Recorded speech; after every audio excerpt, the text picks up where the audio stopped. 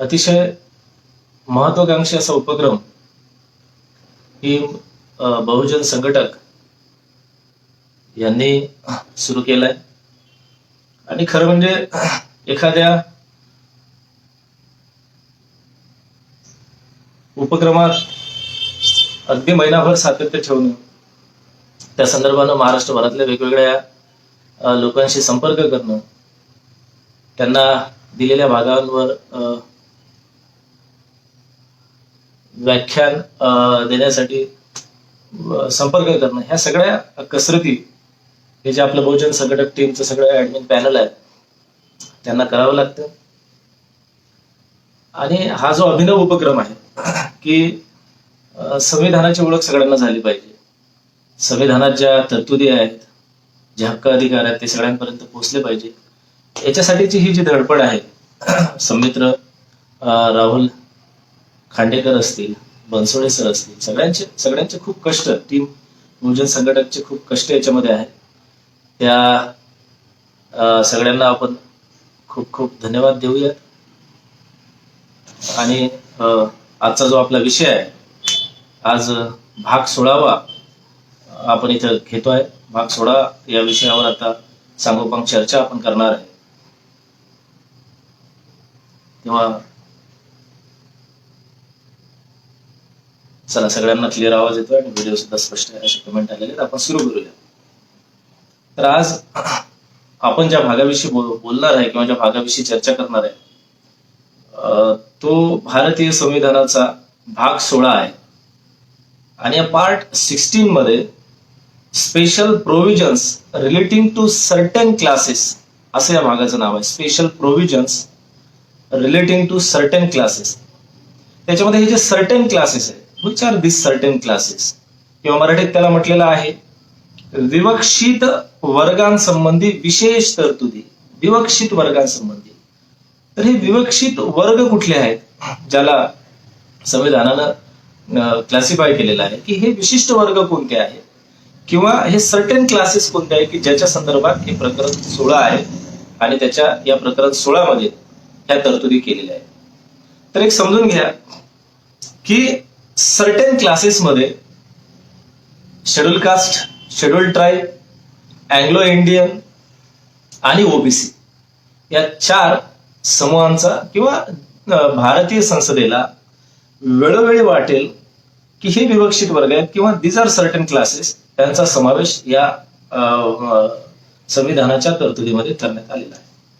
आता बेसिकली लक्षात घ्या की हा जो सर्टन क्लास आता डिफाईन आपण करतोय, त्या सर्टन क्लासमध्ये प्रामुख्याने येतात एससी आणि एसटी, नंतर पुढे ते आणि अँग्लो इंडियन, आणि पुढे मंडल कमिशन नंतर याच्यात ओबीसीचा सुद्धा समावेश करण्यात आलेला आहे.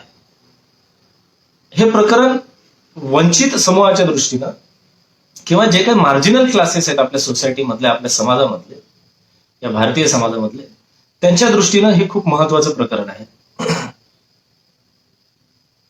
आता या प्रकरण 16 मध्ये आर्टिकल 330 ते आर्टिकल 342 एवढ्या 12 आर्टिकलचा समावेश करण्यात आलेला आहे. त्याच्यामध्ये पहिलं आर्टिकल हे आहे 330 की लोकसभेमध्ये अनुसूचित जाती व अनुसूचित जमाती यांच्यासाठी राखीव जागा ठेवणे. किती महत्वाचं आहे.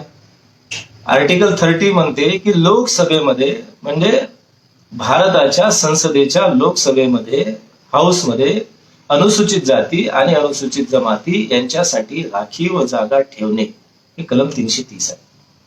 आता 330 किंवा प्रकरण 16वर चर्चा करत असताना किंवा लोकसभेमध्ये अनुसूचित जाती आणि जमाती यांच्यासाठी राखीव जागा ठेवणे या एका कलमाचा विचार करत असताना त्याच्या मागची पार्श्वभूमी सुद्धा आपल्याला समजून घ्यावी लागते. आणि ती पार्श्वभूमी समजून घेत असताना आपल्याला बाबासाहेब आंबेडकरांचं स्मरण करणं आणि त्यांच्या प्रती कृतज्ञ असणं, त्यांच्या प्रती त्यांच्या उपकाराची, त्यांनी आपल्यावर केलेल्या उपकाराची जाणीव ठेवणं आणि त्यांना सदैव वंदन करत राहणं हे खूप गरजेचं आहे. कारण हे जे 330 आहे, लोकसभेमध्ये एससी एसटी साठी रिझर्व्ह सीट्स ठेवणे, आरक्षित जागा ठेवणे, याचा संबंध कुठेतरी नाही, निश्चितच 1932ला डॉक्टर बाबासाहेब आंबेडकर आणि महात्मा गांधी यांच्यामध्ये जो पुणे करार झाला त्या पुणे कराराशी संबंधित आहे. तर पुणे करार जो 1932ला झाला त्या पुणे करारामध्ये अनुसूचित जाती जमातीच्या लोकांना ह्या लोकसभेमध्ये किंवा राज्य विधानमंडळामध्ये आरक्षित जागा देण्याचं ठरलेलं आहे. आणि तेच आश्वासन पुढे काँग्रेस किंवा माउंटबॅटन आणि बाबासाहेब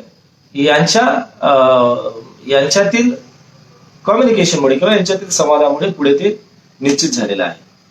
आता अनुसूचित जाती जमातीसाठी राखीव जागांची जी तरतूद आपल्या भारतीय संविधानामध्ये केलेली आहे त्याच्यावर आपण जे सांगितलं की पुढे ह्या ज्या राखीव जागा घेण्याच्या संदर्भानं बाबासाहेबांनी इंग्रजांशी आणि काँग्रेसशी जो लढा दिलेला आहे किंवा बाबासाहेब इंग्रज आणि गांधी यांच्यामध्ये जो लढा झालेला आहे त्याच लढ्याचं हे यश आहे की आजही अनुसूचित जाती जमातीच्या लोकांना राजकीय आरक्षणाच्या तरतुदीखाली लोकसभेमध्ये राखीव जागांची तरतूद केलेली आहे कलम 330 अन्वये.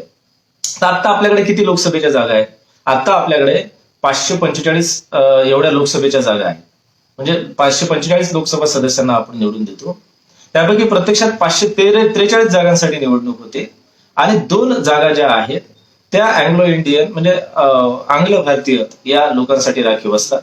त्या 545 पैकी आजच्या घडीला 85 जागा ह्या शेड्यूल कास्टसाठी राखीव आहेत आणि 48 जागा ह्या शेड्यूल ट्राईबसाठी राखीव आहेत. ही सगळी पुण्याई जी आहे ही सगळी पुण्याई जी आहे ही परमपूज्य डॉक्टर बाबासाहेब आंबेडकरांची आहे आणि या लोकसभेतील आरक्षित जागांना कुठेतरी पुणे कराराने पुढे कॅरी केलेला आहे. आता पुणे करारामुळे मध्ये जी बाबासाहेबांची मागणी होती ती स्वतंत्र मतदारसंघांची होती आणि त्याला पार्श्वभूमी जी होती आपण आधी सांगितलं की रामसे मॅकडोनाल्डनी जे 1932 मध्ये जातीय निवाडा जाहीर केला त्या जातीय निवाड्यानुसार अनुसूचित जाती असतील, शीख असतील, ख्रिश्चन असतील, मुस्लिम असतील, इव्हन दो बॉम्बे प्रेसिडेन्सीमध्ये मराठ्यांना सुद्धा आरक्षित वर्ग होते. हे सगळ्या जातीय निवाडा जो यांनी जाहीर केला इंग्रजांनी त्याच्यानंतर बाबासाहेब आणि गांधींमधला जो संघर्ष आपण पाहिलेला आहे इतिहासात आपण अनुभवलेला आहे त्या संघर्षामध्ये कुठेतरी ह्या रिझर्व्ह कॅटेगरीचं बीज रिझर्व्ह जागांचं बीज रोवलेलं आहे आणि त्याच्यातून अनुसूचित जाती जमातीच्या लोकांचं नुकसान झालं की फायदा झाला हा वेगळ्या व्याख्यानाचा विषय आहे. त्यावर आपण आता काही भाष्य करणार नाही आहोत. परंतु ही जी रिझर्व्ह कॅटेगरीच्या साठी SC STच्या उमेदवारांसाठी ह्या ज्या राखीव जागा ठेवलेल्या आहेत त्याचा एक मोठा इतिहास जो डॉक्टर बाबासाहेब आंबेडकरांनी सतत संघर्षाने काँग्रेस सोबत एकीकडे संघर्ष केला कारण गांधीजींचं असं म्हणणं होतं की हिंदू धर्मामध्ये मला फूट नको आहे, मला त्याच्यामध्ये कुठल्याही प्रकारची तडजोड मी करणार नाही ही त्यांची जी भावना होती किंवा त्यांचं जे मत होतं त्या मतावरून त्यांनी जे त्यावेळेच्या हिंदू अस्पृश्यांना स्वतंत्र मतदारसंघासाठी त्यांनी विरोध केला. आता त्याच्या आधी बाबासाहेबांनी पहिल्या गोलमेज परिषदेला बाबासाहेब गेले होते, दुसऱ्या गोलमेज परिषदेला बाबासाहेब गेले 1931ला आणि त्याच्यानंतर 1932ला जातीय निवाडा आलेला आहे. त्या जातीय निवाड्यानंतर गांधीजीच्या उपोषणानंतर झालेला पुणे करार त्या पुणे करारावर ठरलेल्या आरक्षित जागांचं धोरण हे सगळं कुठेतरी या आरक्षित जागांमध्ये कन्वर्ट झालेलं आहे. याला त्याची पार्श्वभूमी आहे. त्याच्यामुळे प्रत्येक राजकीय माणसानं जो कोणी रिझर्व्ह कॅटेगरीमधून खासदार झाला असेल, लोकसभेचा सदस्य असेल, त्याने बाबासाहेबांचं दररोज स्मरण केलं पाहिजे कारण ही सगळी पुण्याई डॉक्टर बाबासाहेब आंबेडकरांची आहे. आता याच्यामध्ये 330 याच्यामध्ये जे म्हटलेलं आहे की अनुसूचित जाती आणि जमातीच्या लोकांसाठी जमातीसाठी लोकसभेच्या जागा राखीव ठेवणे. आता याच्यामध्ये एक तरतूद अशी केलेली आहे की एकूण लोकसंख्येचं जितकं प्रमाण असेल जवळजवळ तितकंच प्रमाण याच्यामध्ये राखलं पाहिजे. म्हणजे समजा एखाद्या म्हणजे भारतात आता जसं बघतोय आपण की अनुसूचित जातीसाठी 15% आणि अनुसूचित जमातीसाठी 10%. वेगवेगळ्या राज्यांमध्ये हे वेगवेगळं प्रमाण तिथल्या लोकसंख्येच्या अनुपातामध्ये घेतलं जातं. जसं की महाराष्ट्रामध्ये 13% SC ला आणि 7% ST ला असं अशा प्रकारचं स्वरूप आपल्याला दिसतं. परंतु याच्यामध्ये बाबासाहेबांचं एक वेगळं मत होतं. बाबासाहेब म्हणायचे की जर तुम्ही सभागृहाच्या बाहेर जो समाज आहे म्हणजे लोकसभेच्या बाहेर तुम्हाला लोकसभेच्या किंवा संसदेच्या बाहेर जो समाज दिसतो तेवढंच आरक्षण जर तुम्ही लोकसभेच्या आतमध्ये शिरायसाठी देत असाल तर बाहेरच्या समाजाची ही एक छोटी प्रतिकृती तुम्हाला संसदेमध्ये पाहायला मिळेल. म्हणजे लोकसंख्येच्या प्रमाणात जर आपण रिझर्वेशन देत असाल, लोकसंख्येच्या प्रमाणात जर हे सगळं चाललं असेल, तर बाहेर जो समाज आहे तो समाज तुम्हाला संसदेत दिसेल. म्हणजे बाहेर जसे एससीचे लोक, मार्जिनल क्लासेस आहेत, एसटीचे लोक आणि मायनॉरिटी आहे, अल्पसंख्याक समुदाय आहे, त्याचप्रमाणे संसदेमध्ये हे लोक अल्पसंख्याक असतील. आणि अल्पसंख्याक जर संसदेमध्ये बहुमत असणं, मेजॉरिटी असणं हे खूप गरजेचं असते. त्याच्यामुळे बाहेर जसा समाज आहे, भारतीय समाज व्यवस्थेत जसा समाज आहे, तसाच समाज जर संसदेत घडला तर त्याला काय अर्थ उरणार नाही. पण बाबासाहेब या बाबतीत खूप आग्रही होते की बाहेर जे समाजाचं प्रमाण आहे, बाहेर लोकसंख्येचं जे प्रमाण आहे, त्याच्यापेक्षा जास्त रिझर्वेशन, त्याच्यापेक्षा जास्त आरक्षण हे या मार्जिनल क्लासेसला दिलं पाहिजे. तेव्हा कुठे ते आपल्या समूहाच्या उत्थानासाठी प्रयत्न करतील आणि अतिशय झपाट्यानं गतीने या समाजाची प्रगती होईल. आत्ताच्या घडीला आपल्याला याची एक वेगळ्या पद्धतीने समीक्षा करता येते. ती अशी करता येईल की आता जे रिझर्व्ह कॅटेगरीसाठी आरक्षण सुटतं लोकसभेचं, त्याच्यामध्ये लोकसंख्येच्या प्रमाणात ते रिझर्वेशन सुटलं जातं एक. आणि दुसरी गोष्ट, ज्या भागामध्ये अनुसूचित जाती किंवा जमातीची लोकसंख्या जास्त आहे अशाच भागामध्ये ते रिझर्वेशन सुटलं जातं किंवा ते रिझर्वेशन निवडणूक आयोग सोडतं. आता याच्यात विचार करण्यासारखी गोष्ट ही आहे की जर लोकांची तिथे एससीची लोकसंख्या जर खूप मोठ्या प्रमाणात आहे, तर तिथे रिझर्व्ह कॅटेगरी सोडून काय फायदा आहे? चिंतनाचा विषय आहे. जर एससीची लोकसंख्या जास्त आहे किंवा अनुसूचित जमातीची लोकसंख्या जास्त आहे, एसटीची लोकसंख्या जास्त आहे, अशा वेळेला तर ते एससी एसटी समुदायाचे लोक खुल्या स्पर्धेतून सुद्धा निवडून येऊ शकतात. मग तिथे तुम्ही रिझर्व्ह कॅटेगरीचं किंवा एससी रिझर्व्ह किंवा एसटी रिझर्व्ह करून फायदा काय? म्हणजे उदाहरणार्थ आता आपल्याकडे घ्या, अमरावती एससी राखीव आहे, नागपूर एससी राखीव आहे.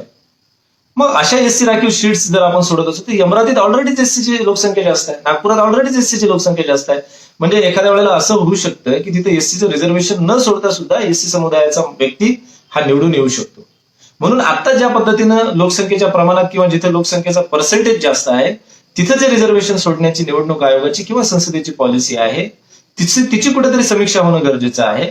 उलट हे रिझर्वेशन घड्याळाच्या काटाच्या दिशेने फिरलं पाहिजे. ठीक आहे, तुम्ही जास्त लोकसंख्येच्या ठिकाणी दिलं ते दिलं, पण जिथे एससी एसटीची लोकसंख्या खूप कमी आहे, म्हणजे क्लॉकवाईज जर रिझर्वेशन फिरलं, जिथे एससी एसटीची लोकसंख्या खूप कमी आहे त्या ठिकाणी जर आपण नव्याने रिझर्वेशन दिलं तर तिथल्या मायनॉरिटी समूहाला सुद्धा संसदेत प्रतिनिधित्व करण्याची संधी मिळेल. आणि हेच या आरक्षणाचा मूळ हेतू होता. सध्या 2001च्या जनगणनेनुसार ह्या सीट्स सोडलेल्या आहेत, रिझर्व्ह सीट सोडलेल्या आहेत. आणि 2026 नंतरची जी नजीकची जनगणना होणार आहे, आता 2001 नंतर 2011ला जनगणना झाली, 2011 नंतर 2021ला जनगणना व्हायला पाहिजे होती, परंतु कोरोनाच्या पार्श्वभूमीवर 2021ची जनगणना झाली नाही. आता कदाचित 22 मध्ये किंवा होईल दरम्यान कधीतरी, त्यामुळे 22ला झाली तर पुढची जनगणना 32ला होईल. म्हणजे तोपर्यंत आता जुन्या पद्धतीचं जे रिझर्वेशन सुटलेलं आहे ते रिझर्वेशन पुढे कायम राहील.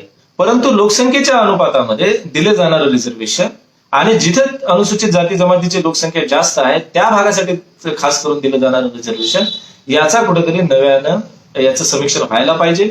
जिथे एससीची लोकसंख्या कमी असेल, एससी एसटीची लोकसंख्या कमी असेल, तिथे सुद्धा एससी एसटीना रिझर्वेशन दिलं गेलं पाहिजे. तिथे जर एससी एसटीला रिझर्वेशन दिलं तर ते खऱ्या अर्थानं मायनॉरिटीज किंवा मार्जिनल क्लासेसचं प्रतिनिधित्व ठरेल. त्याच्यामुळे या पॉलिसीचा सुद्धा विचार करायला पाहिजे. म्हणजे एक प्रकारे हे रिझर्वेशन देऊन न दिल्यासारखं आहे. जिथे ऑलरेडीच एससीची लोकसंख्या जास्त प्रमाणात आहे तो मतदारसंघ जर आपण एससी कॅटेगरीला रिझर्व्ह सोडत असू तर एका अर्थाने एससीला खुल्या प्रवर्गातून कॉम्पिटिट करण्यापासून सुद्धा आपण प्रतिबंधित करत आहोत. होऊ शकते एखाद्या वेळेला तो मतदारसंघ जर खुला असेल तर एससीचा कॅन्डिडेट ओपन सर्वसाधारण स्पर्धेतून सुद्धा निवडून येऊ शकतो. त्याच्यामुळे या पॉलिसीचं सुद्धा समीक्षण होणं गरजेचं आहे. हे आपण सगळं बोललोय. आपण जी चर्चा केली आहे या ठिकाणी ती केली आहे 330च्या संदर्भानं की लोकसभेमध्ये अनुसूचित जाती आणि जमातींसाठी जागा राखीव ठेवणे, हा एक त्याच्यामधलं झालं. त्याच्यावर आपण आता सांगोपांग चर्चा केलेली आहे. आता त्याच्यात निवडणुका कशा होतात, माणसं कशी निवडून दिली जातात, हा एक वेगळा विषय आहे.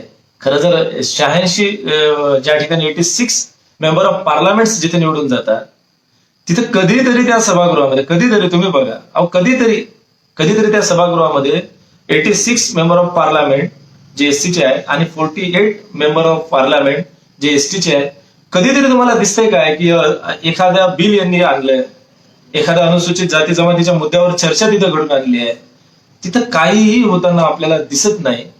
आणि ही जी संयुक्त मतदारसंघाची जी स्ट्रॅटेजी आहे त्याच्यात बहुतांश ठिकाणी असं होतं की एससी आणि एसटीच्या विचाराचे विरोधक असणारे किंवा त्या विचाराच्या अगेन्स्ट मध्ये असणारे लोकच बहुतांश पद्धतीने निवडून जाताना दिसतात.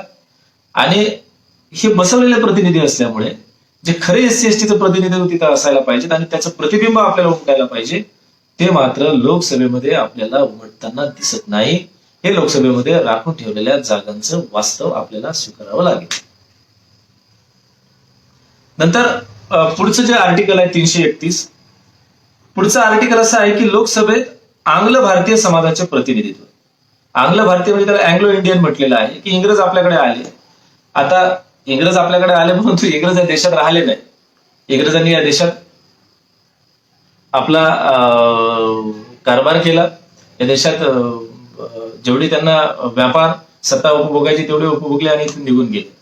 परंतु ते निघून गेल्यानंतरही काही इंग्रजांनी इथल्या भारतीय समाजातील व्यक्तींसोबत लग्न केले, मग स्त्री असेल किंवा पुरुष असेल, आणि इंग्रज व भारतीय या दोन वंशाच्या लोकांच्या विवाहामधून जो वंश पुढे आला किंवा जी लोक पुढे आले, जी नवं जनरेशन पुढे आलं त्याला अँग्लो इंडियन म्हटलेलं आहे. म्हणजे इंग्रज आणि भारतीय यांच्या विवाह प्रस्थापित झाल्यानंतर जी अँग्लो इंडियन नावाची जमात आपल्या इथे तयार झाली किंवा जो अँग्लो इंडियन नावाचा समुदाय आपल्या इथे तयार झाला त्या समुदायाचं सुद्धा हित संरक्षण केलं पाहिजे असं संविधानकर्त्यांना वाटलं. त्यामुळे संविधानकर्त्यांनी 331 या कलमाद्वारे संविधानामध्ये अशी तरतूद केली की जर समजा 545 पैकी किमान दोन अँग्लो इंडियन लोक जर निवडून लोकसभेच्या सभागृहामध्ये पोहोचले नाही तर राष्ट्रपती अशा वेळेला 2 अँग्लो इंडियन लोकांना लोकसभेवर नामनिर्देशित करतील. जर समजा या 543 निवडणुकांमध्ये जर 2 अँग्लो इंडियन ऑलरेडी निवडून आले तर राष्ट्रपती तशी कुठल्याही अँग्लो इंडियन लोकांची नामनिर्देशन लोकसभेमध्ये करणार नाही.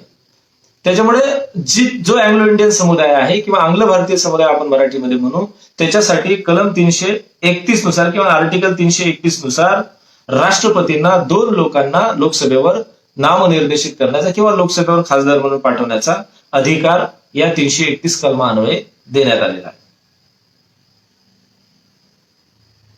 हे झालं 331. 331 झाल्यानंतर 332 असं कलम आहे की राज्याच्या विधानमंडळांमध्ये अनुसूचित जाती विधानसभांमध्ये अनुसूचित जाती आणि अनुसूचित जमाती यांच्यासाठी जागा राखीव ठेवणे. विधानमंडळ म्हटलं की तिथं विधानसभा आणि विधान परिषद पण येते. त्यामुळे विधानसभा हा शब्द योग्य आहे की राज्याच्या विधानसभांमध्ये अनुसूचित जाती आणि अनुसूचित जमाती यांच्यासाठी जागा राखीव ठेवणे. जसं लोकसभेमध्ये लोकसंख्येच्या प्रमाणामध्ये रिझर्वेशन आहे एससी एसटीला, त्याचप्रमाणे राज्याच्या विधानसभांच्या निवडणुकांमध्ये विधानसभांमध्ये लोकसंख्येच्या प्रमाणामध्ये एससी एसटीला प्रतिनिधित्व द्यावं अशी तरतूद 332 मध्ये करण्यात आलेली आहे.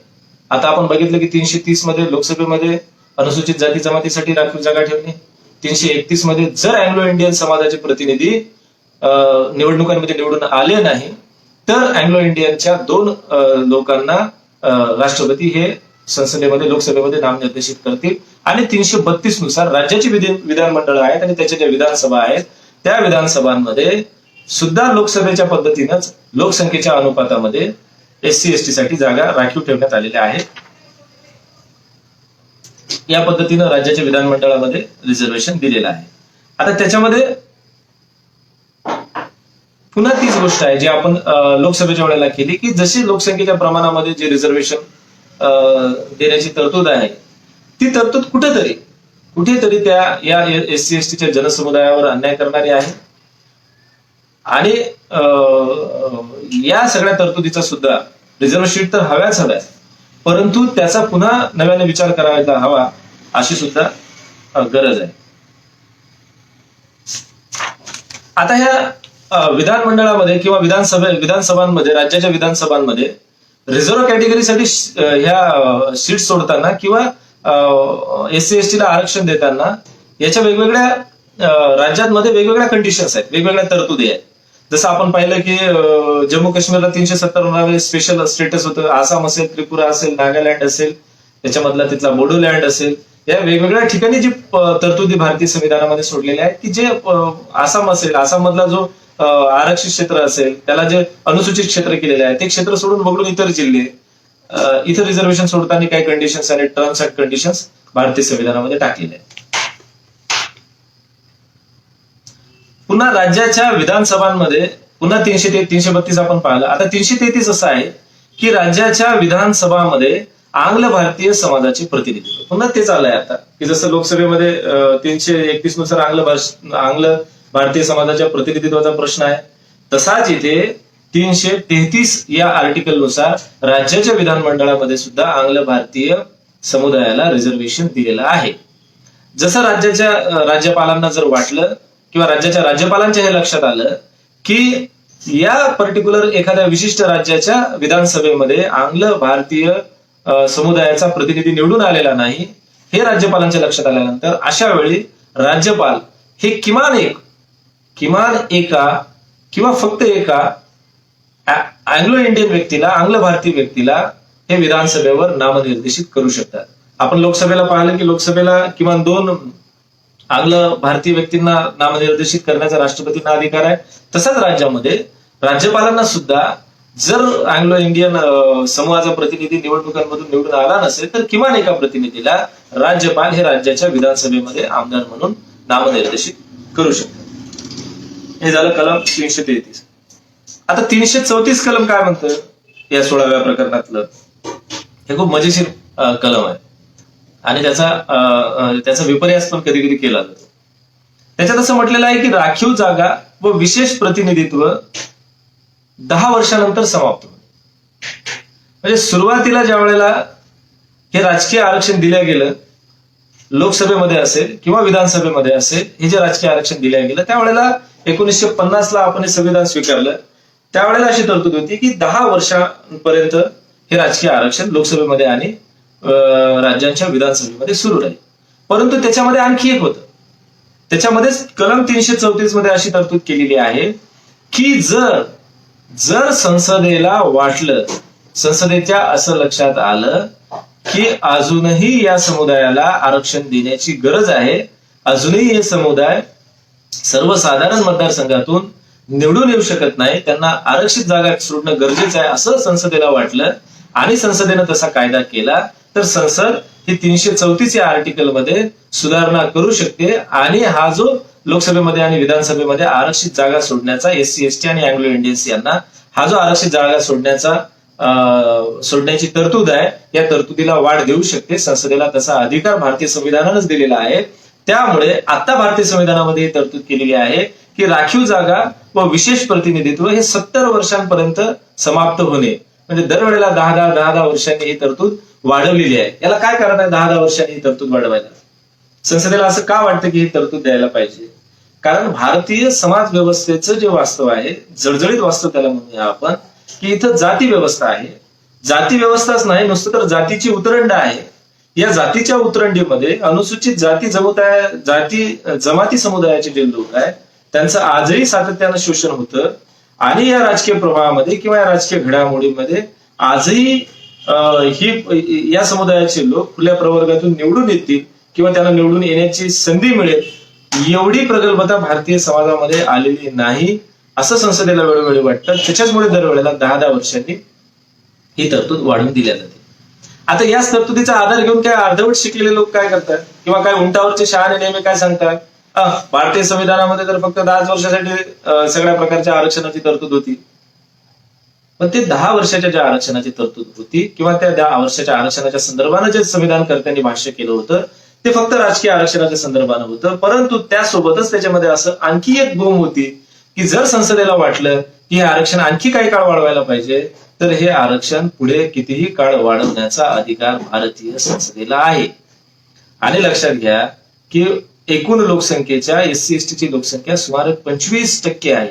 म्हणजे 1/4 पॉप्युलेशन जी आहे ती SC ST ची आहे. त्याच्यामुळे या समुदायाला आरक्षण देणं हे नितांत गरजेचं आहे. आणि हे 10 वर्षाची जी मर्यादा आहे ती 10 वर्षाची मर्यादा ही नोकऱ्यांमधलं रिझर्वेशन किंवा शिक्षणांमधलं रिझर्वेशन जे 15 आणि 16 या मूलभूत हक्कांमध्ये येतं त्याच्यामध्ये याची तरतूद केलेली नाही. याचा आणि त्याचा काही संबंध नाही. त्याच्यामुळे नोकऱ्यांमध्ये दिलं जाणारं SC ST ला रिझर्वेशन आणि आता ओबीसीला SC ST आणि ओबीसीला नोकऱ्यांमध्ये शिक्षणामध्ये दिलेलं रिझर्वेशन याला काल मर्यादा नाही. परंतु मध्ये सुप्रीम कोर्टाचं एक जे डिसिजन आलेलं आहे त्याच्यावर आपण सगळ्यांनी लक्ष देणं गरजेचं आहे की मध्ये सुप्रीम कोर्टाने एक डिसिजन दिलं होतं, कारण म्हणजे त्याच्यानंतर संसदेनं त्याच्यामध्ये अमेंडमेंट करणं गरजेचं आहे. मध्ये माननीय सर्वोच्च न्यायालयाने असा एक निकाल दिला, असा एक निर्णय दिला की रिझर्वेशन हा फंडामेंटल राईट नाहीये, रिझर्वेशन हा मूलभूत अधिकार नाहीये. आता तो आपल्या चर्चेचा विषय नाही, परंतु मी इथं फक्त संदर्भ आला म्हणून सांगितलं. परंतु या दृष्टीने सुद्धा व्यापक जनजागृती व्हावी लागते, या दृष्टीने सुद्धा व्यापक चर्चा होणं गरजेचं आहे, ज्याच्यावर चर्चा झाली नाही की जेव्हा तुम्ही SC ST समुदायाला त्याच्या मूलभूत अधिकारामध्ये दिलेल्या आरक्षणाची कवच कुंडलं काढून घेण्याची जर भाषा होत असेल तर संसदेनं तिथं आवाज उठवला पाहिजे. जसं याच्या आधी अॅट्रॉसिटी ऍक्टच्या संदर्भात माननीय सुप्रीम कोर्टाने एक निर्णय दिला होता आणि त्याच्यात जे अटकेचं प्रावधान होतं ते शिथिल केलं होतं. त्याच्यानंतर परत लोकसभेमध्ये तो निर्णय झाला आणि अटकेचं प्रावधान पूर्वीप्रमाणेच किंवा त्याच्यापेक्षाही कडक करण्यात आलं. तशीच गरज, तशीच तातडीनं याची तातडीनं दखल ही संसदेनं घ्यायला हवी होती, परंतु त्याच्यावर अद्यापही संसदेत कुठल्या प्रकारची चर्चा झालेली नाही. असं तो आत्ताच्या चर्चेचा आपला विषय नाही, परंतु हा रिझर्वेशनचा संदर्भ निघाला म्हणून मी त्याच्याकडे घेऊन तुम्हाला गेलो. त्याच्यामुळे राखीव जागांचा जो विषय आहे, ह्या ज्या राजकीय राखीव जागा आहेत किंवा आपण म्हणू की जे पॉलिटिकल रिझर्वेशन आहे, राजकीय रिझर्वेशन आहे, याची मर्यादा जरी 10 वर्षाची असली तरी संसदेला हे वेळोवेळी पुढे किती वर्ष, त्याला काही कुठलं बाइंडिंग संसदेनं घटनेनं दिलेलं नाही. ते पुढे कितीही वर्ष त्याला भारतीय संसदेला वाटेल त्या पद्धतीनं त्याला वाढ मिळू शकते. नंतर पुढे कलम 335, आर्टिकल 335 मध्ये म्हटलेलं आहे की सेवा व पदे यावर अनुसूचित जाती व अनुसूचित जनजाती यांचे हक्क. हे बघा की भारतीय संघराज्य किंवा भारताची घटक राज्य यांच्या अंतर्गत जेवढ्या काही सेवा असतील, जेवढ्या काही पब्लिक सर्व्हिसेस असतील, शिक्षण असेल, रेल्वे असेल, तार असेल, वाहतूक असेल, ह्या ज्या सगळ्या डिपार्टमेंट्स आहेत किंवा ज्या ज्या वेगवेगळ्या डिपार्टमेंटच्या सेवा भारतीय संघराज्याच्या किंवा भारतातील कुठल्याही घटक राज्याच्या अंतर्गत येत असतील, त्या सगळ्या सेवांमध्ये अनुसूचित जाती जमातीच्या लोकांना रिझर्वेशन मिळण्याचा हक्क आहे. बघा इथे काय शब्द प्रयोग केलेला आहे, काय म्हटलंय इथं की हा हक्क आहे. परंतु तो हक्क सांगताना इथे थोडीशी एक मेक मारलेली आहे. त्याच्यात असं म्हटलेलं आहे की हा जो हक्क बजावताना किंवा हक्क सांगताना प्रशासनाच्या कार्यक्षमतेची सुसंगत राहून विचारात घेतला पाहिजे. म्हणजे रिझर्वेशन देताना तुम्ही अशाच लोकांची भरती करा की जी प्रशासनाची कार्यक्षमता आहे ती प्रशासनाची कार्यक्षमता त्याच्यामुळे कमजोर होणार नाही. परंतु त्याच्यातच खाली पुन्हा असं म्हटलेलं आहे की रिझर्वेशन देताना कार्यक्षमतेचा विचार करत असताना आपण SC ST किंवा OBC या रिझर्व्ह कॅटेगरीसाठी जो कट ऑफ आहे किंवा शैक्षणिक गुणवत्ता आहे याच्यात सवलत देताना याची कुठेही आडकाठी होणार नाही. म्हणजे कार्यक्षमतेचा जो वर विषय केलेला आहे ती कार्यक्षमतेच्या नावाखाली तुम्ही SC ST ना प्रवेश नाकारू शकत नाही किंवा SC ST OBC ना तुम्ही कुठे या डिपार्टमेंटमध्ये कार्यक्षमता आवश्यक आहे त्याच्यामुळे आम्ही इथं प्रवेश देऊ शकत नाही. जसं IIMs आहेत, IITs आहेत, ह्या ज्या स्पेशल स्किल्ड डिपार्टमेंट आहेत तिथे सुद्धा असं म्हणू शकत नाही की आम्ही आमच्या डिपार्टमेंट स्किल्ड आहेत किंवा इथं विशिष्ट प्रकारची गुणवत्ता लागते म्हणून आम्ही SC ST च्या लोकांना प्रवेश इथे देऊ शकत नाही. मध्ये आता तुम्ही बघितलं असेल की आता एक 8-15 दिवसाच्या पूर्वी सुप्रीम कोर्टाने एक डिसिजन दिलं की एका IITच्या विद्यार्थ्याला त्याची फी तो भरू शकत नाही SC कॅटेगरीचा मुलगा म्हणून IITचं जे कुठलं कॉलेज असेल, युनिव्हर्सिटी असेल ते त्याचा प्रवेश नाकारू शकत नाही. त्याच्याकडे ह्युमॅनिटीनं बघावं, मानवतावादी दृष्टिकोनानं बघावं असं सुप्रीम कोर्टानं आता अलीकडे या 8-15 दिवसात डिसिजन दिलेलं आहे. त्याच्यामुळे कार्यक्षमता या विषयाची आडकाठी करून कुठेही प्रवेश नाकारला जाऊ शकत नाही. ती संस्था कितीही स्किलफुल, कितीही कौशल्याची असो, ती सेवा कितीही कौशल्याची असो, तिथे कार्यक्षमतेच्या आधारावर प्रवेश नाकारला जाऊ शकत नाही. परंतु हक्क बजावताना कार्यक्षमतेचा विचार हा केला जावा.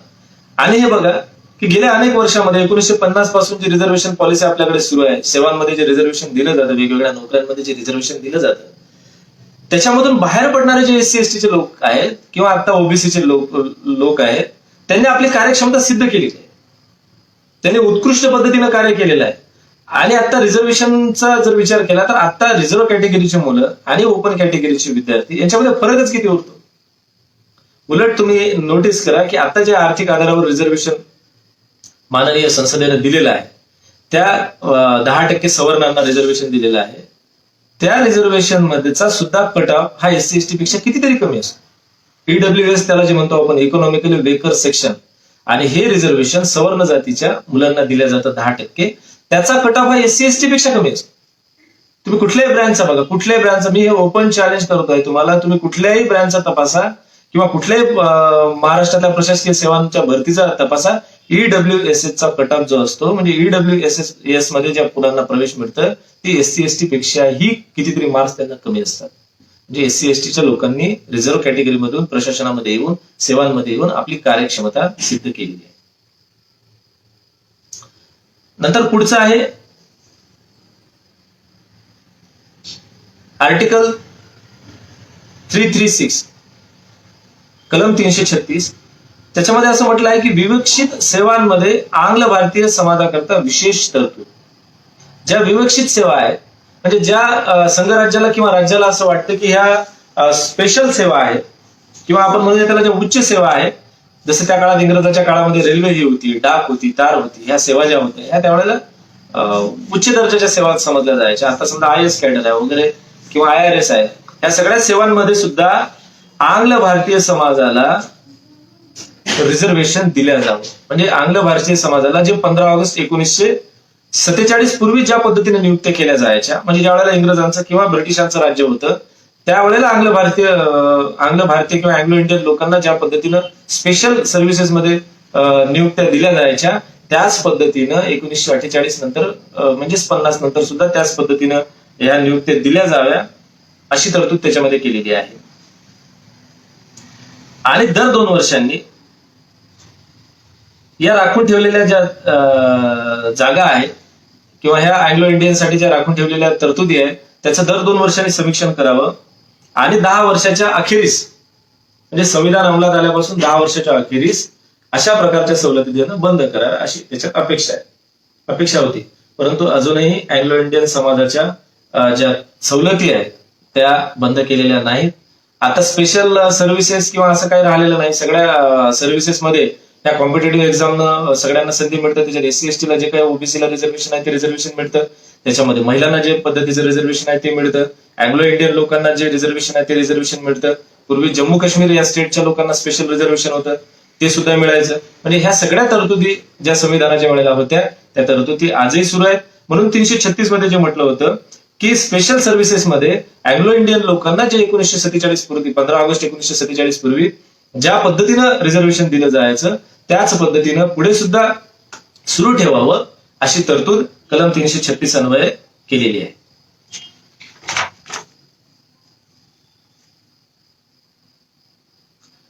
पुढे कलम 337 असं म्हणते की जे अँग्लो इंडियन लोक आहेत, आंग्ल भारतीय लोक आहेत किंवा जो आंग्ल भारतीय समाज आहे त्या समाजाच्या लाभाकरता शैक्षणिक अनुदानाच्या विशेष तरतुदी. बघा, अँग्लो इंडियन जो समाज आहे त्या समाजाच्या लाभाकरता शैक्षणिक अनुदानाबाबत विशेष तरतुदी. म्हणजे अँग्लो इंडियन समुदायाच्या जर काही शाळा असतील, कॉलेजेस असतील तर त्या कॉलेजेसला स्पेशल तरतूद अनुदान देण्याची संघराज्यानं किंवा घटक राज्यांनी केली पाहिजे, त्यांना अनुदान दिलं पाहिजे अशी तरतूद या 337 मध्ये केलेली आहे. परंतु त्याच्यामध्ये एक मेक सुद्धा टाकलेली आहे की ह्या जेवढ्या काही आंग्ल भारतीय समुदायाच्या किंवा समाजाच्या शैक्षणिक संस्था असतील त्या संस्थांमध्ये 40% किमान 40% जागा ह्या आंग्ल भारतीय समाज सोडून किंवा आंग्ल भारतीय विद्यार्थी सोडून इतरांसाठी खुल्या असल्या पाहिजेत. म्हणजे 60-40चा रेशो त्याच्यात असला पाहिजे की जी आंग्ल भारतीय समाजाची शाळा असेल, कॉलेज असेल, प्रोफेशनल कॉलेज असेल त्याच्यामध्ये 40% जागा ह्या इतर संवर्गाच्या किंवा खुल्या संवर्गाच्या भारतीय लोकांना किंवा अँग्लो इंडियन हे सुद्धा भारतीयच आहे या, परंतु अँग्लो इंडियन सोडून इतर लोकांसाठी सुद्धा त्या खुल्या असल्या पाहिजे. ही तरतूद 337 मध्ये केलेली आहे. म्हणून 337 असं म्हणते की आंग्ल भारतीय समुदायाच्या लाभासाठी किंवा विकासासाठी किंवा कल्याणासाठी शैक्षणिक अनुदानाची तरतूद भारतीय संविधानामध्ये आहे आणि संघराज्यानं किंवा घटक राज्यानं ती तरतूद पाळली पाहिजे. हे 337 मध्ये आपल्याला सांगितलेलं आहे. पुढचं एक कलम खूप महत्वाचं आहे आणि ते थोडंसं विस्ताराने आपण समजून घेतलं पाहिजे. आर्टिकल 338 मध्ये अनुसूचित जाती राष्ट्रीय आयोग असं म्हटलेलं आहे. म्हणजे SC कमिशन नॅशनल, पुढे त्याला आपण अनुसूचित जाती राष्ट्रीय आयोग असं म्हटलेलं आहे कलम 338 मध्ये. तर 338 मध्ये जो हा राष्ट्रीय अनुसूचित जाती राष्ट्रीय आयोग आहे किंवा अनुसूचित जाती राष्ट्रीय आयोगाची तरतूद आहे, हे थोडं समजून आपण अशासाठी घेऊया की मुळात ज्या वेळेला भारतीय संविधानाची अंमलबजावणी व्हायला सुरुवात झाली म्हणजे 1950ला, त्यावेळेला कलम 338 होतं. भारतीय संविधानामध्ये कलम 338 होतं, पण त्याच्यामध्ये असं म्हटलं होतं की अनुसूचित जाती जमाती, लक्षात घ्या, नुसतं अनुसूचित जाती नव्हतं, त्याच्यामध्ये असं म्हटलं होतं की अनुसूचित जाती जमातीच्या कल्याणासाठी एका स्पेशल ऑफिसरची, विशेष अधिकाऱ्याची नियुक्ती राष्ट्रपती करते. म्हणजे 338 मध्ये कमिशन म्हटलेलं नव्हतं, लक्षात घ्या. 338 मध्ये सुरुवातीला असं म्हटलं होतं की एका स्पेशल ऑफिसरची नियुक्ती राष्ट्रपती करतील आणि राजेंद्र प्रसाद यांनी 1950ला तशा स्पेशल ऑफिसरची नियुक्ती सुद्धा केली. परंतु नंतर त्याच्या स्थित्यंतर येत गेले. नंतर राज्यकर्त्याला किंवा संविधानाला असं लक्षात आलं, वाटत गेलं की यार एक व्यक्ती, एक माणूस आणि त्याच्या काम करण्याच्या पद्धती किंवा त्याच्या काम करण्यावर अनंत मर्यादा येऊ शकतात. त्याच्यामुळे एका व्यक्तीपेक्षा याची एक बॉडी असली पाहिजे. म्हणजे 338 मध्ये ते स्पेशल ऑफिसर म्हटलं होतं, त्याच्यापेक्षा त्याची एक बॉडी असली पाहिजे असं कार्यपालिकेला वाटलं. म्हणून 1978ला कार्यपालिकेनं ठराव करून बहुसदस्यांची एक बॉडी, त्याला आयोग म्हटलं नाही परंतु बहुसदस्यांची एक बॉडी 1978ला नेमण्याचा ठराव घेतला. म्हणजे 1978 पासून एक बहुसंख्य सदस्यांची अनुसूचित जातीची एक बॉडी नेमण्यात आली. पुढे लक्षात आलं की हे बॉडीचं स्वरूप सुद्धा मर्यादित आहे. अनुसूचित जाती जमातीच्या लोकांचे प्रश्न पाहता किंवा त्यांची अवस्था पाहता किंवा त्यांच्यासाठी करावयाच्या तरतुदी पाहता ही बॉडी सुद्धा पूर्णपणे सक्षम नाही किंवा ही सुद्धा मर्यादित आहे असं सुद्धा राज्यकर्त्यांना वाटलं. त्याच्यामुळे 1987ला राष्ट्रीय अनुसूचित जाती जमाती आयोग असं प्रोव्हिजन संसदेनं केलं. लक्षात घ्या की 1950ला 338 संविधानामध्ये होतं, परंतु राष्ट्रीय अनुसूचित जाती जमाती आयोगाची तरतूद नव्हती. त्यावेळेला एक स्पेशल ऑफिसर नेमावा, राष्ट्रपतीने एवढीच तरतूद होती. परंतु पुढे 1978ला एक बहुसंख्य सदस्यांची बॉडी बनवण्यात आली. नंतर 1987ला राष्ट्रीय अनुसूचित जाती जमाती SC/ST आयोग, नॅशनल SC/ST कमिशन हे फॉर्म झालं किंवा हे जन्माला आलं 1987ला. आता हे 1950, 1978, 1987 अशा तीनही टप्प्यावर स्पेशल ऑफिसर, बहुसंख्याकांची बॉडी आणि राष्ट्रीय अनुसूचित जाती जमाती आयोग या तीनही टप्प्यांवर ही जी कारवाई झाली, ही जी बॉडी नेमली, त्या बॉडीला स्टॅच्युटरी किंवा स्वायत्त किंवा संवैधानिक दर्जा नव्हता. म्हणजे 1987ला सुद्धा जो राष्ट्रीय अनुसूचित जाती जमाती आयोग तयार करण्यात आला, 1987ला तयार करण्यात आलेल्या या आयोगाला संवैधानिक दर्जा नव्हता किंवा त्याला स्वायत्तता नव्हती. त्याच्यामुळे त्याच्या कामावर मर्यादा होत्या. मग संसदेला असं लक्षात आलं की हे कॉन्स्टिट्युशनल असायला पाहिजे. म्हणजे हा जो अनुसूचित जाती जमाती आयोग आहे हा संवैधानिक हवा, स्वायत्त हवा, म्हणजे तो मोकळेपणाने काम करेल. त्याला जर स्वायत्त दिली आणि त्याला घटनात्मक दर्जा दिला म्हणजे कंपल्शन आलं. जर आयोग नेमला नाही तर सुप्रीम कोर्ट उद्या शासनाला विचारू शकते की तुम्ही हा आयोग आणखी का नियुक्त केला नाही. आणि राष्ट्रपतीला त्याचा संवैधानिक दर्जा दिल्यानंतर त्याच्या नियुक्तीचे, त्याच्या नियमावलीचे अधिकार थेट राष्ट्रपतीला जातात आणि तो थेट सुप्रीम कोर्टाच्या कार्यकक्षेचा विषय येतो. त्याच्यामुळे याला संवैधानिक दर्जा देणं संसदेला गरजेचं वाटलं. म्हणून 12 मार्च 1992ला 65 म्हणजे 65वा अमेंडमेंट, 65 संविधान संशोधन भारतीय संविधानामध्ये झालं. त्या 65th अमेंडमेंट जे भारतीय संविधानामध्ये झालं ते झालं 12 मार्च 1992ला. आणि 12 मार्च 1992ला खऱ्या अर्थानं संवैधानिक, खऱ्या अर्थानं स्वायत्त राष्ट्रीय अनुसूचित जाती जमाती आयोग हा निर्माण झाला. म्हणजे 92 पासून, अलीकडची गोष्ट आहे, खूप जुनी गोष्ट नाही, 92 पासून खऱ्या अर्थानं ही जी संस्था होती अनुसूचित जाती जमाती आयोग ती स्वायत्त आणि संवैधानिक संस्था झाली. आणि त्याच्यासाठी 65वी घटना दुरुस्ती संसदेला संविधानामध्ये करावी लागली. आता हा जो अनुसूचित जाती आयोग आहे याची संकल्पना खूप मोठी आहे की अनुसूचित जाती जमाती आयोग ज्या वेळेला झाला, पुढे अनुसूचित जमाती आयोग हा वेगळा झाला. आता हे आपण 1992 पर्यंत आलो की 338 नुसार 1992ला स्वायत्त आणि संवैधानिक असा अनुसूचित जाती जमाती आयोग निर्माण झाला. म्हणजे 1992 पर्यंत 338 मध्ये अनुसूचित जाती आणि जमाती म्हणजे SC आणि ST या दोघांसाठी सुद्धा एकच आयोग होता. परंतु पुढे संसदेला असं लक्षात आलं की एससी आणि एसटी साठी वेगवेगळं कमिशन असायला पाहिजे. खरं म्हणजे हा एक राजकीय विश्लेषणाचा वेगळा विषय आहे. काही लोकांना असं वाटतं की केलं ते खूप चांगलं केलं, दोन समुदायासाठी वेगवेगळा आयोग नेमला. काही लोकांना असं वाटतं की या अशा प्रकारच्या तरतुदी करून सातत्याने एससी आणि एसटी समुदायाचं विभाजन करण्यात आलं. खरं म्हणजे एससी आणि एसटी हा समुदाय एकच आहे, त्याच्या गरजा त्यांच्या समस्या ह्या सारख्याच आहेत. फरक एवढाच आहे की एससी जो समुदाय आहे तो गावाच्या कुशीत आलेला आहे आणि एसटी जो समुदाय आहे याचं सिव्हिलायझेशन झालेलं नाही, तो कुठेतरी रिमोट जंगलातच राहिला. हाच फक्त दोन कॅटेगरी मधला प्रामुख्यातला फरक आहे. परंतु दोन्ही समुदाय मात्र एकच आहे. आता याच्यामध्ये 2003 ला परत एकूण नागरिक घटना दुरुस्ती या 338 मध्ये करण्यात आली आणि त्याच्यात 338A हे कलम टाकण्यात आलं. मग 338A नुसार अनुसूचित जमातीसाठी वेगळा आयोग निर्माण करण्यात आला आणि एससी साठी वेगळा आयोग निर्माण करण्यात आला. म्हणजे आता 338 नुसार राष्ट्रीय अनुसूचित जाती आयोग आहे, 338A नुसार राष्ट्रीय अनुसूचित जमाती आयोग आहे. म्हणजे national SC commission 338A national ST commission आणि 338B नॅशनल ओबीसी कमिशन, जे आता तरतूद त्याची होत आहे. अशा पद्धतीचं डिवायडेशन या आयोगाच्या कामकाजामध्ये झालेलं आहे. आता 338 नुसार आपण पहिल्यांदा जे बघतोय 338 आणि 338 आणि 338A अनुसूचित जातीसाठी स्वतंत्र आयोग आणि अनुसूचित जमातीसाठी स्वतंत्र आयोग. तर अनुसूचित जातीसाठी जो स्वतंत्र आयोग आहे त्याचं काम मुळात हे आहे की अनुसूचित जातीचं कल्याण, अनुसूचित जातीच्या हक्कांचं संरक्षण, अनुसूचित जातीसाठी आखल्या जाणाऱ्या ध्येय धोरणांचं संरक्षण, अनुसूचित जातीसाठी केल्या जाणाऱ्या संघराज्याच्या असतील किंवा राज्य शासनाच्या असतील, घटक राज्याच्या असतील आर्थिक तरतुदीचे नियोजन काय करायला हवं, कुठे अनुसूचित जातीच्या लोकांवर समूहांवर अन्याय अत्याचार झाला तशा तक्रारी जर आयोगाला प्राप्त झाल्या त्याची चौकशी करणं, त्याची दंडात्मक कारवाई करणं, त्याच्यासाठी दंड ठोठावणं, त्याच्यासाठी राज्याला किंवा संघराज्याला निर्देश देणं, या सगळ्या कारवाया अनुसूचित जाती आयोगाला कराव्या लागतात. आणि अनुसूचित जाती आयोग हा अशासाठी खूप महत्वाचा विषय आहे, ज्याच्यावर वेगळ्या एखाद्या स्वतंत्र लेक्चरमध्ये किंवा त्याच्यावर एक स्वतंत्रपणे विषय घेऊन सुद्धा आपल्याला बोलता येऊ शकतं. कोणी पण त्याच्यावर भाष्य करू शकतं आणि ते भाष्य होणं महत्वाचं आहे.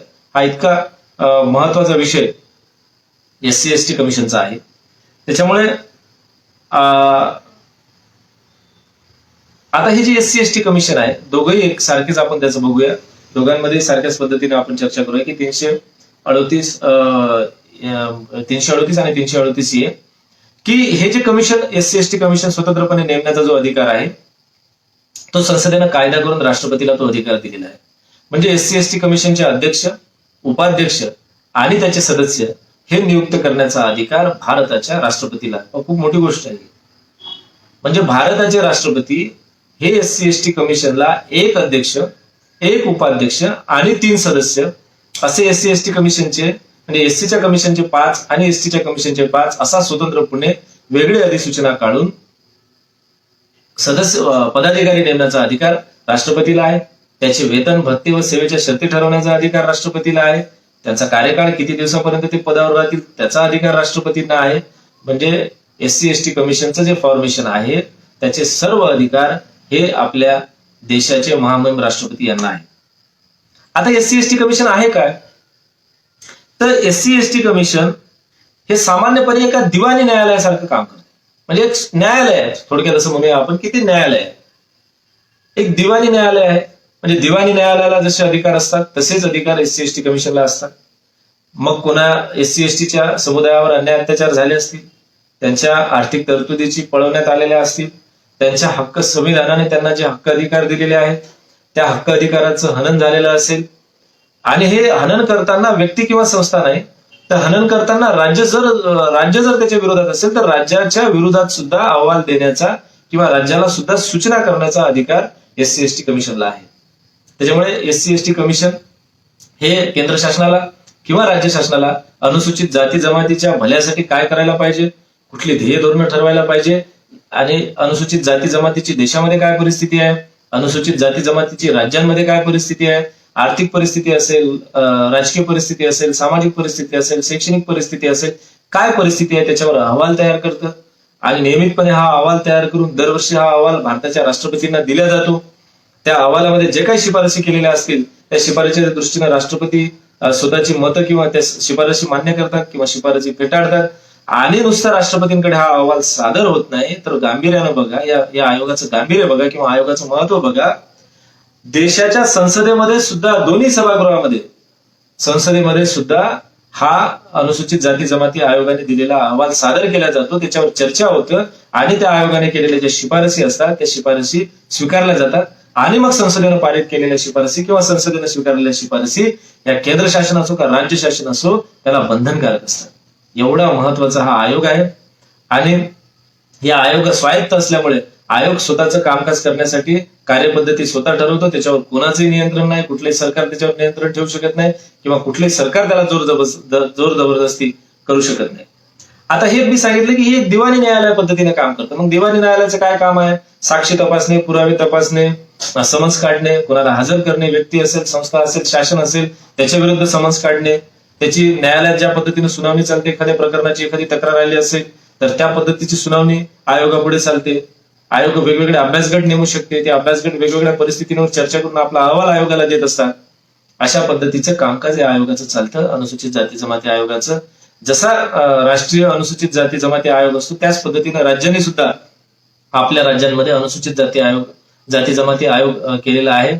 आपल्याकडच्या जस्टिस टूल जे होते त्यांनी बरेच वर्ष अनुसूचित जाती आयोगाचे अध्यक्ष म्हणून काम पाहिलेलं आहे. आता आपले बहुजन संघटकचे ऍडमिन जे आहेत राहुलजी खांडेकर यांनी त्यांची वेगवेगळ्या सत्रात मुलाखत सुरू केलेली आहे. त्याच्यामध्ये कधी ना कधी हा विषय येईल आणि आपल्या पुढे त्याची चर्चा होईल. म्हणून 338 मध्ये अनुसूचित जाती आयोग आणि 338A मध्ये अनुसूचित जमाती आयोग, 338B मध्ये हा इतर मागासवर्गीय आयोग आपल्याला त्याची तरतूद पाहायला मिळते.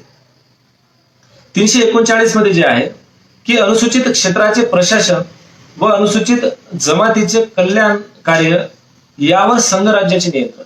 बघा किती महत्वाचं की अनुसूचित क्षेत्र जे आहे, अनुसूचित क्षेत्र जवळपास 10 राज्यांमध्ये म्हणजे आपल्या भारतातील 10 घटक राज्यांमध्ये अनुसूचित क्षेत्र निश्चित करण्यात आलेलं आहे. अनुसूचित क्षेत्र म्हणजे जिथं अनुसूचित जमातीची म्हणजे शेड्यूल ट्राईबची संख्या जिथं लक्षणीय आहे अशा क्षेत्रांना अधिसूचना काढून अनुसूचित क्षेत्र म्हणून घोषित केलेला आहे. जिथे मोठ्या प्रमाणात एसटी समुदायाची संख्या असेल अशा प्रदेशांना, अशा भागाला 10 राज्यांमध्ये जवळपास असे अनुसूचित क्षेत्र आहेत. आणि या अनुसूचित क्षेत्रांमध्ये हे अनुसूचित ज्या जमाती आहेत त्यांचं कल्याण कार्य करण्यासाठी थेट सेंट्रल गव्हर्नमेंटचं संनियंत्रण दिलेलं आहे. आणि मग थेट सेंट्रल गव्हर्नमेंट त्या अनुसूचित क्षेत्रामध्ये किंवा ते एखाद्या वेळेला अनुसूचित क्षेत्र नसतीलही तिथं अनुसूचित जमातीची लोकसंख्या कमी जरी असेल तरी त्या भागामध्ये संनियंत्रणासाठी, एसटी समुदायाच्या अपलिफ्टमेंटसाठी, त्यांना मुख्य प्रवाहात आणण्यासाठी आयोग नियुक्त केला पाहिजे.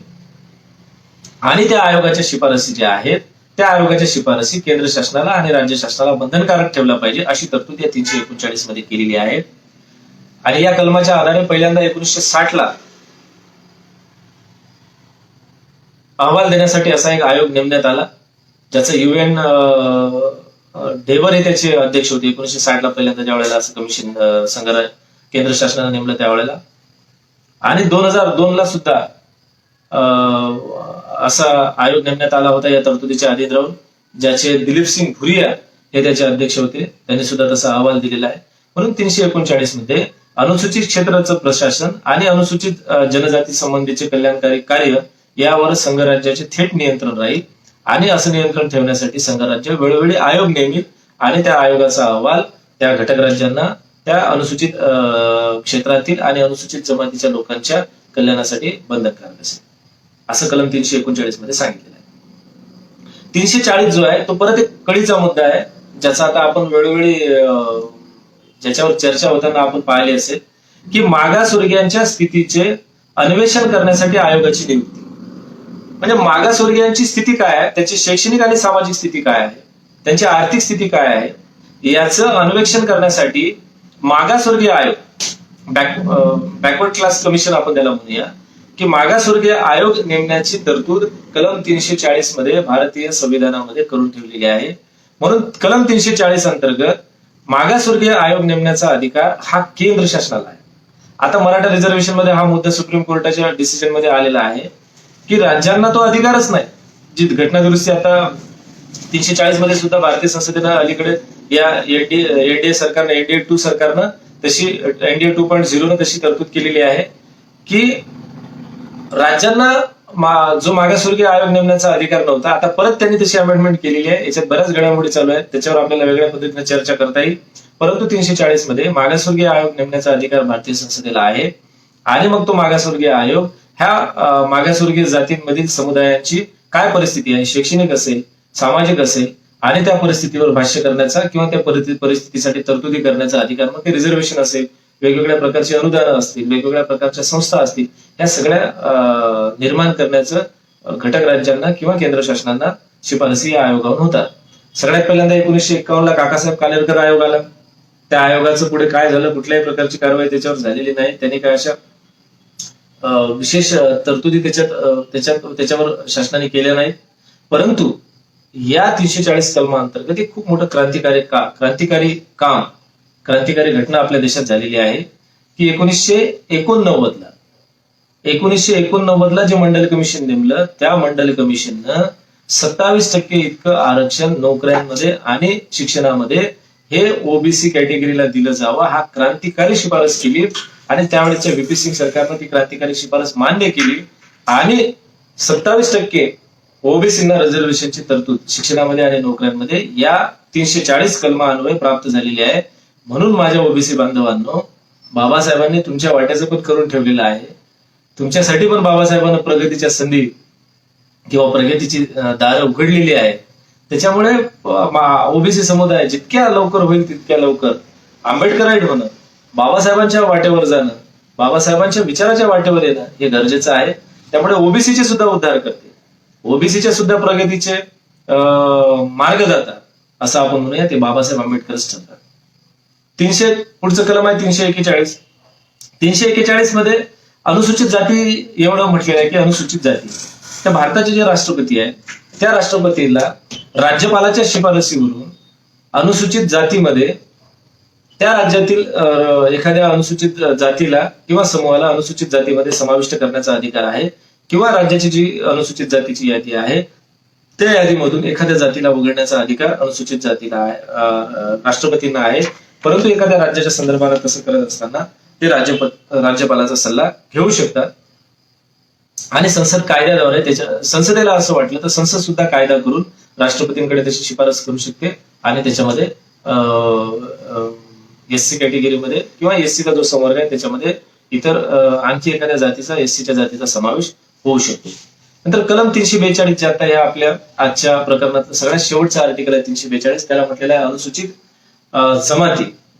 तर जसा अनुसूचित जातीच्या संदर्भाने आपण बघितलं त्याच पद्धतीनं अनुसूचित जमातीच्या संदर्भाने सुद्धा भारताच्या राष्ट्रपतींनाच ते अधिकार आहेत की अनुसूचित जमातीची जी यादी आहे त्या यादीमध्ये एखाद्या जातीचा समावेश करणे किंवा त्या यादीमधून एखाद्या जातीला वगळणे याचे अधिकार हे भारताच्या राष्ट्रपतींना आहेत. आणि असं करत असताना ते राज्याच्या राज्यपालांचा सल्ला घेऊ शकतात. अशा पद्धतीनं आपण आता 342 पर्यंत या सगळ्या संविधानाच्या तरतुदींवर चर्चा केलेली आहे. खरं तर हा खूप मोठा विषय आहे. हे प्रकरण अतिशय महत्वाचं प्रकरण आहे की ज्याच्यामध्ये मार्जिनल क्लासेसच्या अपलिफ्टमेंटची त्या संदर्भानं तरतुदी केलेल्या आहेत की जे सगळे वंचित समुदाय आहेत, वंचित समूह हे प्रगतीच्या मुख्य प्रवाहामध्ये आले पाहिजे, त्यांची प्रगती झाली पाहिजे, यासाठी त्यांना राजकीय आरक्षण देणं, त्यांना राजकीय तरतुदी देणं आणि त्यांना प्रगतीच्या मुख्य प्रवाहामध्ये आणणं हे नितांत गरजेचं आहे. याच्यासाठी या सगळ्या तरतुदी ह्याच्यामध्ये दिलेल्या आहेत. म्हणून कलम 330 पासून तर 342 पर्यंत असं आपण हे प्रकरण 16 जे आहे जे विवक्षित वर्गांसंबंधीच्या विशेष तरतुदी आपण पाहिलेल्या आहेत. माझ्या पद्धतीनं, माझ्या परीनं किंवा मला ज्या विषयाचं थोडं बहुत का असे ना, थोडं जे काय माझा अभ्यास आहे, माझं ज्ञान आहे, त्या पद्धतीनं मी तुम्हाला ह्या सांगण्याचा प्रयत्न केला. आपली व्याख्यानाची वेळ पण संपलेली आहे. आपलं प्रकरण एवढं मोठं आहे, यातला विषय एवढा मोठा आहे की प्रत्येक कलमावर एका व्याख्यानाची चर्चा होऊ शकते, एवढ्या त्याच्या सुधारणा आणि तरतुदी झालेल्या आहेत. त्याच्यामुळे आता आपण या ठिकाणी थांबायला हवं मी आपल्या सगळ्यांची रजा घेतो. सगळ्यांना अं, क्रांतिकारी जय भीम. आणि सगळ्या आपले जे संविधान करते आहेत, आपल्या संविधानाचे मला बाबासाहेबांना संविधानाचे शिल्पकार म्हणायला आवडत नाही. ते अशासाठी की शिल्पकार हा फक्त शिल्प करतो. मी बाबासाहेबांना भारतीय संविधानाचे जन्मदाते म्हणे, की त्यांनी या संविधानाला जन्म दिलेला आहे. He is a father of Indian constitution. त्याच्यामुळे बाबासाहेबांना स्मरण करून आजचं आपलं हे सत्र थांबूया. जय